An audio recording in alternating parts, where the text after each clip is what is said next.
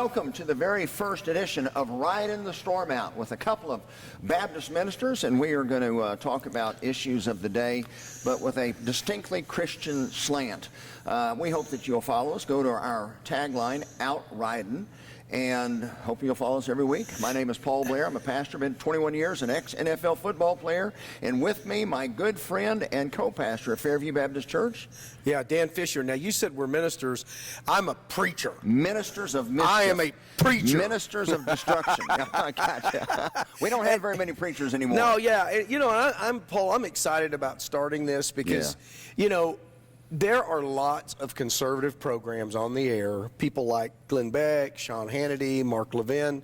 We're probably not going to share information that they haven't already shared. They have a lot better research assets and people helping them. But what we intend to do is to bring a strong biblical kind of a pastor's view of these things. Well, you know, we've got a unique angle. You and I are both quasi-students of history. We're both quasi-fans of politics and government. We both have been students of the Bible. I don't ever use the term theologian. I don't think anybody's mastered the Bible. Well, I wouldn't use it for you, for sure. Students at different degrees. And we also are students, or have a certain understanding of eschatology and end times. And a lot of what we see today really blends together and certainly seems to dovetail. So the things that you and I are able to bring to the discussion are certainly unique. And then, of course, you and I are students of our heritage, going all the way back to the Pilgrims and the great influence of Christianity on these United States of America, and why we have been, to some degree or another, exceptional. Well, it's not only that, Paul, but you and I are engaged up to the eyeballs. I mean, we actually live out the Black Robe Regiment mentality, which, you know, eventually we'll get into in greater depth, I'm sure, in one of the programs. But so we're really engaged, and we bring an engaged pastor's view, not some pious living in a monastery, you know, pristine pastoral view. And to top it off, you and I are a little rough around the edges, and so that helps just a little bit, doesn't it? Hence the Ridin the Storm Out name of the program. You know, I thought, we had talked about doing something like this years ago when Obama was in office and trying to endure 8 years of the instigator in chief. 8 years of hell. And then, of course, we got into the Trump administration, and things certainly stabilized as far as our country. We had energy independence. We were back on top of basically bringing a lot of a high degree of peace in the Middle East. Well, because he loved America, Paul. He just loved our heritage. A president that actually loved America first. Yeah, he was proud of America. And now, of course, we've got the Biden administration, and quite frankly, Dan, I don't think I had ever imagined that it could be as bad as it's gotten, as quickly as it's gotten. But this program is liable to save my marriage, because right now, every night I go home and I'll turn on Tucker or something like that, and I'll wind up yelling at the television, and my wife's tired of hearing it. So you and I can vent to each other on behalf of the audience, and they can enjoy our venting. Well, and you know, the thing about it is, Paul, these guys, the mistakes that they're making, and today we're going to kind of be focusing on the Afghanistan debacle, what some are calling a catastrophic success, if you can put those two words together. What this illustrates, I don't think people can be this dumb. You know, I agree with some are kind of saying, well, you know, Biden's mentally diminished. I think that is true. But there is no way that people could make these kinds of mistakes, and as many of them as they're making, and not be diabolical. These people, I'm just going to go out and say it, these people are wicked. And I think they hate the essence of what America was at least founded to be. I think they really hate the gospel. They hate Christianity. And it seems to me that they're doing everything that they can do to give us a black eye to the whole world, and kind of really flipping the finger at God, just to be honest with you. You remember after Obama took office, first thing he did is he traveled the world apologizing for America. Now, buddy, you and I have talked about this before. I get so tired of people knocking down America. You know, man is so wicked and corrupt in his nature. We know from a biblical historical perspective, you go all the way back to Nimrod, and man has ultimately tried to rule the world. You got Nimrod, you got Babylon, you got Media Persia, you got Greece. Greece, you got Rome. You got Alexander the Great. Yeah, You've got absolutely. everybody. You go up to the last century, you have Stalin, you have Hitler, you have others. Everyone's tried to rule the world. Yeah. There has been one country in world history that actually had the ability to rule the world if it wanted to. And we didn't. And we didn't. When you look at America and where our heart was right at the end of World War II, and if there was ever a country that had its face on the dirt begging God for intervention, it was after December 7th, 1941. Of course. Yeah. And we rally the call, and I know my father was one. Dad was just a farm boy at 16 years of age, living in Cherry Valley, Arkansas, when we were unprovoked attacked at Pearl Harbor. Dad immediately went down and enlisted. He lied about his age. Went into the service at 16. And of course, he was kind of a big guy, so he could maybe kind of get away with it a little bit. But Dad gets in there, and we had men just like him across the country. And in 3.5 years, we go from being sound asleep, just minding our own business, being unprovoked, attacked out of nowhere, and we go to war on 2 fronts against 2 professional armies, and we win. And we are the only country on the planet with the atomic bomb. Could have used it. Absolutely. We had all the military might, and we are the only country that had the atomic bomb. We had the ability to be numero, and we could have run the world. But instead, America sent missionaries, and America rebuilt the world. We did. Don't tell me. Now, we have our flaws, but don't tell me that America is a terrible nation. There are some of my friends that get hung up on the idea of American exceptionalism. Okay, we don't mean when we say that we're more exceptional than other people. We're not talking about individual value when we talk about American exceptionalism. What we're talking about is America in history is kind of the exception to the rule. We are exceptional in that for a little over 200 years, we have carried out an experiment on individual liberty, self-governance, republics that typically never last very long because they're so fragile. You know, Benjamin Franklin says, "We've given you a republic, ma'am, if you can keep it," kind of thing. That's what we mean by exceptional. This has been out of the norm. We have been able to experience something that just a little fraction of people in history have, and that's why what is happening, for instance, in Afghanistan right now is such a shock to liberty-loving people, to Christians in particular, that the level of I almost want to say insipidness or incompetence, but I think it's more than that. As I said initially, evil is going on, and so that's why we think this program can be useful. Because we can maybe bring a kind of a pastor's, preacher's, biblical view but a very realistic, where the rubber meets the road type. Not a pious kind of thee and thou, useth and youeth, but well, you mentioned, I think you hit the nail on the head. As we look at Afghanistan, and we've talked about America. Again, America is not perfect, but America is exceptional. We have horrible flaws in our history. We've got 245 years of being the freest, most prosperous country that has affected the world for good. I mean, there's a reason why you see Cubans getting on little life rafts coming here or trying to across 90 miles of the open ocean to come to America, because America is exceptional when compared to other countries. Well, of course. There's a reason there are people trying to cross the Rio Grande going north and not the other way around. Everybody not going south. Because those people that live outside of America know how exceptional America is. Not perfect, but we are exceptional. Paul, all we got to do is travel outside the continental U.S. Where on earth? Now, I'm not a world traveler. You've traveled outside the country more than I have. Where on earth, if you could choose to live anywhere, would you choose to live? America. I know. I know. That's my point. You go to Israel. I've been to Israel every time. I've been to Great Britain, been to Japan, played in Japan in football, and also in Great Britain in football. And a luxury hotel room in one of those other countries, even a country like Great Britain or Japan, is tiny when compared to. You go to a Hampton Inn, and the accommodations are larger and more luxurious than a 4-star hotel in downtown Jerusalem.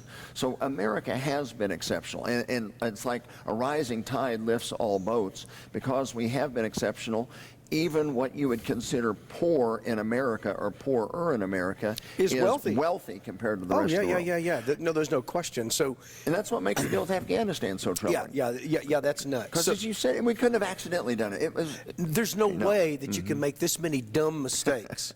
These things are intentional. So let's talk about it. Okay, so yesterday, President Biden goes on the air, TV, radio, you name it, and he brags about what a successful thing, that this is the most successful airlift in history, that America has pulled off one of the greatest feats in modern history, if not in complete history. Now, what's your response to that? I don't know what he was watching. This was the biggest nightmare. And as a matter of fact, you listen to the world leaders from other countries and their response to how bungled this was. I mean, don't tell me this was a success when we're hightailing it out of town at the last minute, leaving perhaps tens of thousands of Americans behind. No, it's exactly not only right. that, but Afghanis that literally put their lives on the line to try to help the United States of America in their effort to liberate Afghanistan. Now, we hightail out of there. We leave who knows how much cash we left behind. Oh, yeah, as well as some $85 to $90 billion worth of war material. And it's top-notch war material. It's not all used up, worn-out stuff. Now, by the way, Apache helicopters and all that kind of stuff. You can't be trusted to own a machine gun. No, of course not. Not here in the United States of America. Because I could misuse that. That's right. You can, but however, we'll give 300,000. But we'll give it to the Taliban. And the Taliban can be on Facebook and Twitter, but President Trump can't be, or doctors that are just using their expertise to say, I don't agree with the CDC. They're banned. But now, if you're Taliban, you're okay. I was listening, by the way, sorry about the voice and the throat, but I'm battling this ragweed stuff that's going on in Oklahoma right now. Dan's got COVID. Yeah, well, I'm going to give it to you, buddy. Okay, so you've got Nigel Farage, who led the Brexit effort in Great Britain. He was on Beck's program yesterday or the day before, I can't remember. And one of the things that he was talking about is how appalled the British people are. And you understand the British people lean left. So appalled at what America has done and how we've left our allies, Great Britain being one of the more significant ones, just flat-footed.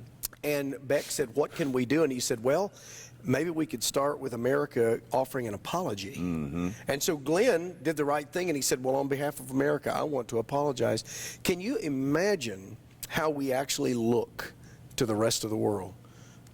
So our president is under the delusion, or he wants us to be under the delusion to think that this is one of the greatest things that's happened. Now, one of the things he said yesterday is he said it was time for this war to come to an end.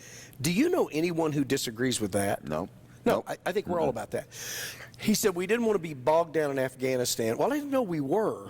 Until the terrorist bombing a few hours ago, we lost more people in that than we have in 10 years in Afghanistan. We hadn't lost a soldier in 18 months. We weren't bogged down. Yeah, everything was under control at that time. So no one wanted this war. Now, then he says that 90%, most people didn't catch this, but he said 90% of the people who want to leave Afghanistan, now he's talking, of course, about Americans and allies. Now, can you imagine any American or any ally or any Afghani who helped us not wanting to leave Afghanistan?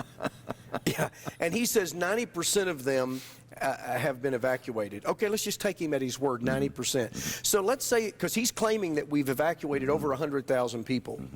So if the count was 100,000, that means that we left 10,000 behind, because 10% of 100,000 is 10,000. So what if it was 150,000? Well, there's 15,000. See, they're lying to us about a couple of hundred people. Come on, give me a break. And what's amazing is over the course of the last week, literally from day to day, and then listening to that Psaki on the radio. From day to day, the story changes. First, it was well, we're going to leave people behind. There's nothing that can be done. And then with the outrage from the American public and the world, oh, well, no, we're not going to leave anybody behind. Oh, no, right. And then at the end of the day, it's, well, we only left 10% of that number behind. And what is that number? I don't know, 10,000, 15,000. Well, even if it was one. Well, if it's we one, used it's to have too a many. policy, you'd leave no man behind. Well, you've heard that the Afghani that saved Biden and John Kerry, they left him behind, and he was begging for them to take him. The guy that saved their lives not that long ago, they left him stranded. And I don't know if you go ahead. I'm sorry. Well, I was just going to say, a commander of the 82nd Airborne, his text messages were released today, probably unintentionally, and he was saying that while 3 empty jets were sitting on the tarmac, there were Americans and allies standing there waving their papers. They were free to go, and they wouldn't let them on those jets, and those jets remained empty, and those people had to go into hiding. You know, there is I believe, a good case for treason on many levels. Oh, of course. Because there is no doubt this was greatly bungled. Now, are we talking about Trump and a bad phone call? No, I'm talking about you're talking about this inside the administration at this point in time. Oh, my goodness. And I don't know how this Psaki can get up there every day and try to save face and literally talk down to the reporters. And whenever they ask her an honest question, and by the way, do you remember the last 4 years? You've got all the members of the media that hated Trump. Yet Trump was always available. And answered every question. Going out to the helicopter, to Marine One, to go in. He would stand there for 10 or 15 minutes and just take questions. Didn't avoid anything. And they were normally about Russian collusion. And this guy's up there right now. When he can manage to follow the teleprompter or read his script or call upon the right member of the media that he's supposed to call they've given him a list. On, he knows who. The, prearranged question and answer. As soon as that's done, he can't begin to turn around and shuffle off stage quicker. Psaki the same way. Where are the members of the media crying outrage on all this? Well, the same place that all of the women's rights people are, with all these women in Afghanistan who are now going to be abused and persecuted and murdered, many of them. Where's the women's rights gals? Where were they when they were attacking Amy Coney Barrett and all these? See, these people are total hypocrites. But, you know, there was an open mic incident a few weeks ago where Pelosi and Biden were being interviewed, and Biden finished what he was saying. He said, now, I guess I'll be willing to take some questions if anybody has them. And Pelosi didn't know she was being heard, and she said no. And they cut him off. Well, because they don't know what this idiot's going to say. He didn't realize what he'd been told to do for the day. I thought he was president of the commander of the free world. But, well, you know what? It brings me back to this. We have all these, and I'm sure we will talk about them in future episodes. But, you know, when Obama was elected to office, that's the first time I had ever heard the term community organizer. I'd never heard of it. We didn't know what it was. But we managed to elect a community organizer that at the time that he was elected, 43% of the white population in America voted for Barack Obama. Now, don't tell me that we were in favor of his policies, but that's systemic racism, by the way. We had knocked down the race issue to such a degree in the United States of America that 43% of white voters voted for a guy that was marked, or that was certainly socialist leaning. But you realize that means that there's 57% that are white supremacists. You do understand that, don't you? Of course. But after 8 years of diminishing America, and you look at where we were, and that's what set the stage for a guy like Trump. And by the way, I was not even a Trump fan. I was actually a Cruz supporter. Yeah, I was a Ted Cruz. Exactly. Until. And I didn't even watch Trump's television show. I don't even remember the name of the show, the You're Fired show. I was not a Trump fan. What was that? I can't remember. And I, like you, was a Cruz supporter. Trump wound up being a nominee, and I wound up voting against Hillary and voting for Trump. But he absolutely impressed me. Oh, my gosh. And a guy that truly loved America and did his best to promote freedom. And after 4 years, the world was as stable as it's been. Sure, of course. Because, quite frankly, there is evil in the world. Especially America was. Yep. There are bad bullies out there. Well, of course there are. So you've got to have a good bully somewhere to counter the bad bully. Well, and let's clear up something. We've got just a little over a minute left, and we're obviously going to have to carry this conversation on to the next program, but we will. That's the beauty of this thing. Okay, let's talk just a moment about Trump. A lot of people will say, well, you know, I'm not sure that he was a Christian. Well, obviously, I would prefer a Christian, a born-again Christian, as the president. But we have to remember, we weren't electing a pastor. Right. We were electing a president. And, you know, I'm not all that big of a fan of George Patton's morals. But I think we needed some guys like George Absolutely. Patton in World War II. I think Trump was exactly what we needed, and we obviously needed a second term. So I wish Christians could kind of get it together and realize that we don't have the perfect world, and we can't sit and say, well, I'm not going to vote for someone else. They're born-again Christian and everything lines up. Everything may not always line up. Right. They just won't. But my gosh, what a tremendous leader he was. Do we miss Trump now? Boy, I do. if it wasn't for Trump being out of office, we wouldn't be riding out another storm. Yeah. Well, but see, just imagine what damage his tweets would still be doing. Might be offending somebody, Oh, hurting yeah. some feelings. Yeah, you know. But Now, you know, he'd be taking care of Afghanistan, but boy, those tweets. Along with those hurt tweets, we'd have who knows how many thousand free Afghanis. That's exactly right. And we wouldn't have the desperate situation. We wouldn't have those American soldiers that are now coming home in caskets. No, of course. And they're going door to door murdering. Well, let's stop right there. This is a good place because I think we've kind of used up our time. So why don't we just call a timeout? We'll pick it up next time. And let's do it the next time, and let's talk more about this because I think there's a lot more stuff that we need to talk about, don't you? I have a feeling you and I will never run out of conversation. Well, no, but we may not. We may run out very quickly of things that ought to be said. Ladies and gentlemen, thank you for joining us for our Yeah, very thank first you. podcast. I am Paul Blair. This is my good friend Dan Fisher. We are two pastors. We pastor Fairview Baptist Church in Edmond, Oklahoma. And you've heard our very first edition of Riding the Storm Out. You can follow us at @OutRiding. We hope that you join us every week for our podcast. Until next time, God bless you, and may God bless America. Amen. And